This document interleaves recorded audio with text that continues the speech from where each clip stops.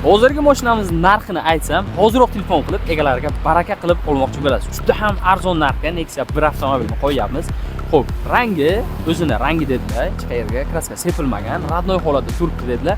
Lekin ko'p joylarida shunaqa udar bo'lgan joylari bor. Pachoq bo'lgan, kraskasi uchgan, shunaqa joylari ko'p.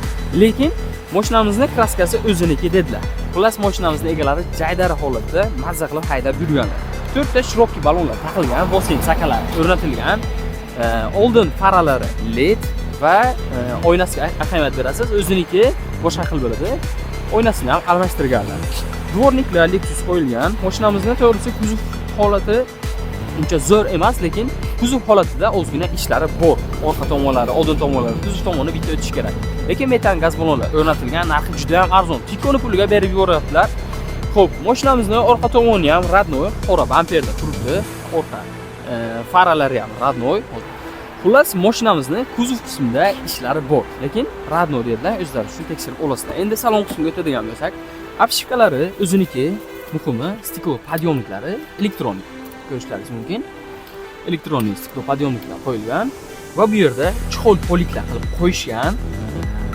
Evakor oranjviy poliklardan taqishgan, patetkalari o'ziniki, Mers rul qo'yilgan, chek almashtirilgan, chexol bor. Xullas, salon qismimiz ham o'rta holatda, o'zini o'ziz uchun olib qarashni qilsangiz yaxshi holatda keladi. Mashina xullas haydab yurilgan mashina. Egalari arzon narxga aytdilar. Mashinamizni narxiga keladigan bo'lsak, $1,500 deyaptilar. Keling mashinani ko'ring, haydab ko'ring. Men o'zim ham haydab ko'rdim.